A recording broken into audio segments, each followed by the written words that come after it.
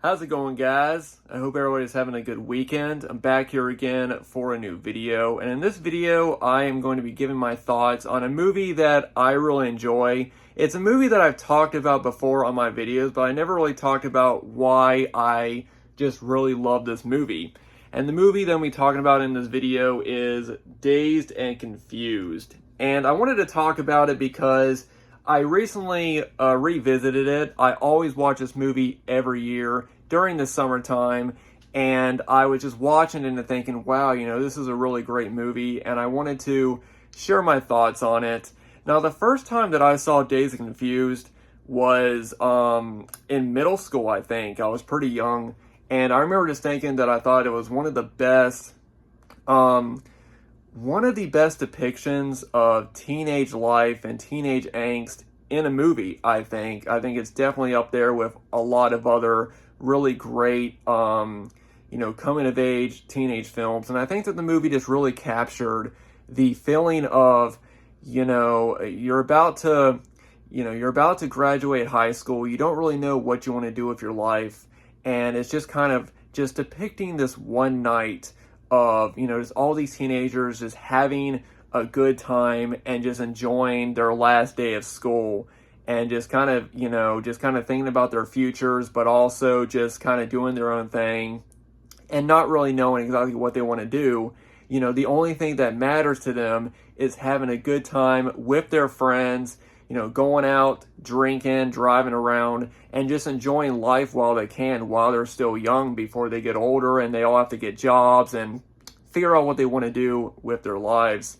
Now, the movie does follow, several different characters, but personally, I think that the main character of the movie, I know there are multiple, but in my opinion, the movie has two main characters. It has Pink and Mitch. And the reason why I think that Pink is a main character is because he is the one that is kind of going through a change. He's been playing football, and football is really big where he lives. Like there's different scenes where like there's that one scene where he's at the baseball game and he's waiting for Mitch to finish his baseball game so that they can paddle him. And he's talking to these two older people, and they're talking to him about how good he looks. He's saying, when he's playing football and how they're excited for next year. And you can really tell that football is probably the most popular thing in that school and in that town, which, I can relate to that because football is really popular where I live. And I just think that, you can kind of really tell kind of the struggle that he's having, the decision that he's going to make on whether or not he wants to continue playing football or not. And he does talk to, his friend Don. And Don seems to be a kind of, he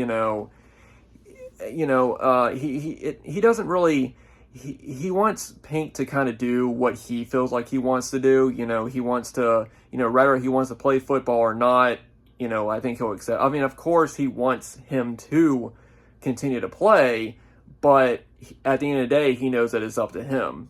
Now, Benny, on the other hand, he thinks that he sees Pink not playing football is kind of like a betrayal. Because there's that one scene where they're at the moon tower, and he's talking to him about, he's saying that he'd be letting everyone else down if he didn't play. So he has this, he's going back and forth on whether or not he wants to make this change in his life and do something else, or he wants to keep playing.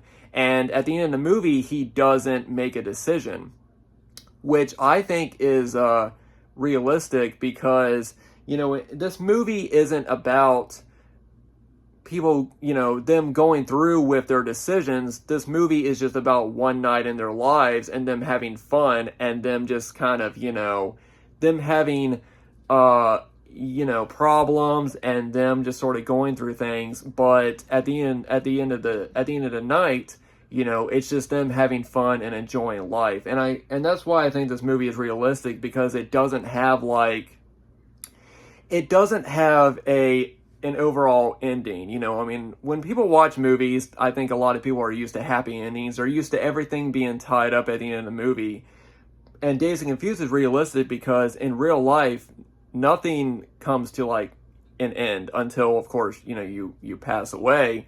But your life is always constantly changing, and you're always going through changes and stuff like that. And that's why I really enjoy, you know, this film and Pink's character and what he goes through. My other favorite character in the movie is Mitch. And the reason why I like Mitch is because he's younger, he's about to go into high school, and he really just doesn't know anything about high school life. You know, the only thing he knows is he's about to get paddled if he doesn't get home on time. You know, that's what he sees the high scores like, is he's about to get paddled, and, you know, he just has to get home before he does.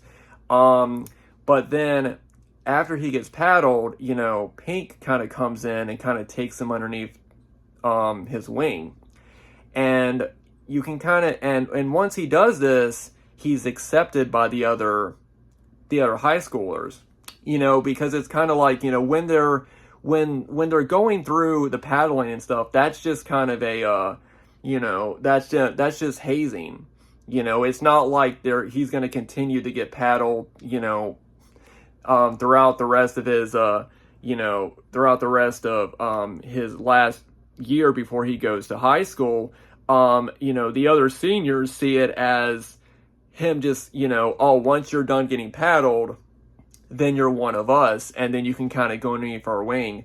And you see that with other characters, like you see that with after Dawn, Benny, and O'Bannon, they paddle Hertzfelter, Donnie throws him a beer while he's walking away. And I think that's kind of a sign of like, okay, we're done with this. Now you go have fun with beer, and we'll see you next year in high school, and you're kind of accepted, you know. You know, and that's kind of something else that I kind of like, is that they don't take this paddling to heart, except for O'Banion. You know, like he flunked just because he knew he couldn't make it in the real world, and he wanted to still be the big guy on campus, big guy in school. He wanted to still beat up on kids, and he still wanted to be looked at as like this big tough guy that everybody respects, when in reality everybody thinks he's a douchebag. There's even that one scene where after he chases Carl and his other friend and Mitch to Carl's house, and Carl's mom pulls a shotgun on him. There's a scene where he goes up to Benny's truck, and he's talking to the guys, and he's like, "Oh, did you guys not hear?" And they're like, "What?" And he goes, "Oh, you hear I got a shotgun pulled on my ass?" You can kind of, he wants to make it sound like he's still a big deal and people still talk about him. Like, he wanted to make it sound as if other people were talking about, like, "Oh, wow, did you hear that O'Banion got a shotgun pulled on him? That's crazy." When in reality, no one gives a shit. Like, they even say at the beginning of the movie that, you know, he flunked twice just so that he could be an asshole. You know, and that's why when he gets his upcomings at the end, and I'm sure everybody went to school with people like this, where like they peaked in high school, and then when they get older, their lives suck, you know, and it's kind of like karma, you know. But another great scene that I really like is when Mitch is at the pool room, and Melvin walks up to him and asks, "Hey, can you go to the store and get me a sixer?" And you can kind of tell that he might not have ever heard the term sixer, because that's kind of like high school lingo. And then when he goes and gets the beer and his other friends meet up with him, you know, they ask him, "Hey man, what do you got there?" And he goes, "Sixer." You can kind of tell that he doesn't use that lingo with his friends, because it's kind of older kid high school lingo, and he likes knowing that word. He likes knowing that lingo, and he kind of showing off a little bit to his friends, like, "Oh yeah, I know the lingo, you know, they accept me, I got beer." Not to say anything bad about his friends or anything, because he helps them in, you know, later, but it kind of reminded me of when I was younger and I was in middle school, and I hung out with my cousin and his friends, because they were all in high school. And when I would hang out with them, I would listen to how they talked and what they said and the type of lingo they used. And then when I got to high school, I knew that. And I really related to that.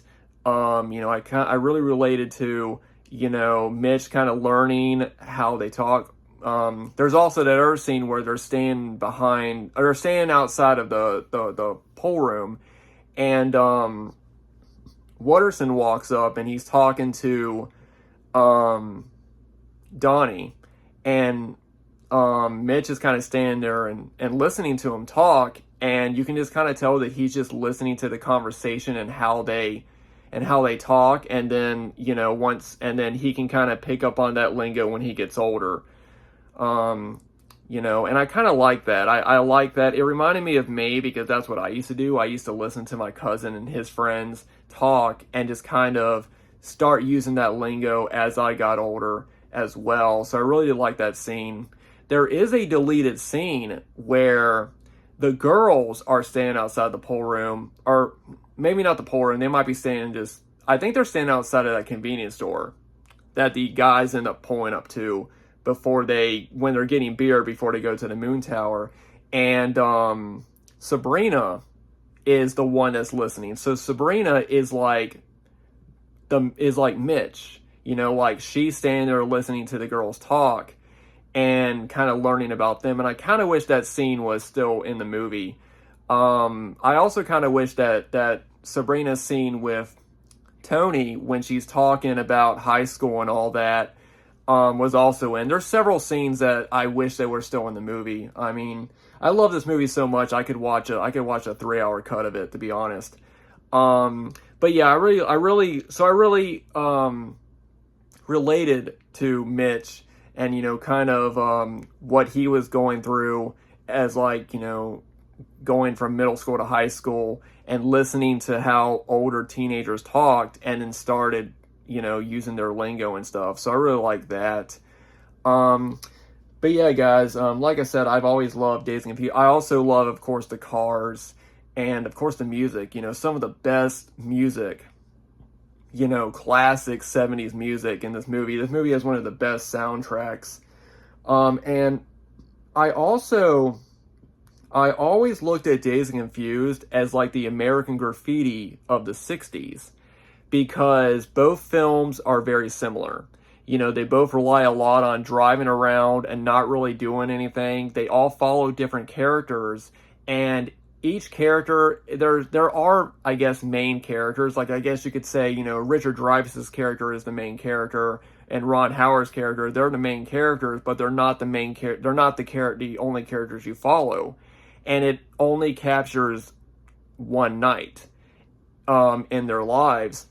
And they both are also trying to make a decision. Like in Dazed and Confused, Pink is trying to make the decision on whether or not he wants to play football or not. And Richard Dreyfuss's character, Kurt is his name. I almost forgot his character's name. He's trying to decide on whether or not he wants to go to college or not.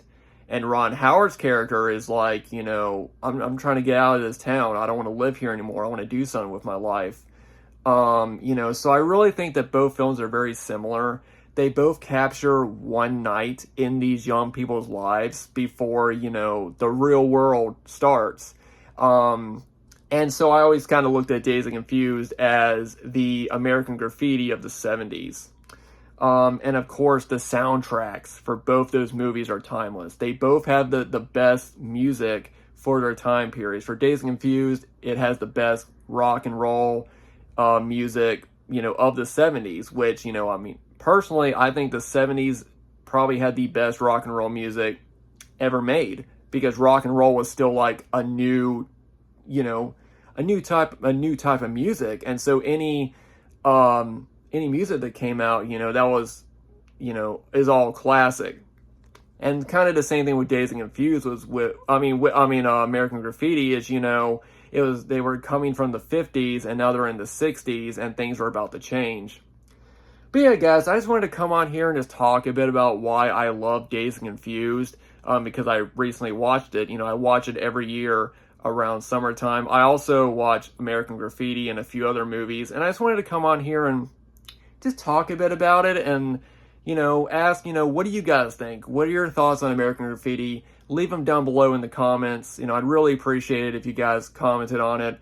And yeah, guys, I hope you guys enjoyed. I know I've been posting a lot of music-related videos, and I know that not everybody likes those videos. I know a lot of people prefer my movie-related videos, and I will continue to do those whenever I have time. But I do appreciate that, you know, nobody has said that they have, like, an issue with me posting music-related videos. You know, I'm glad that I'm able to post whatever videos I want, and people will still watch them. So, anyway, guys, I just wanted to come on here and talk about why I love Dazed and Confused.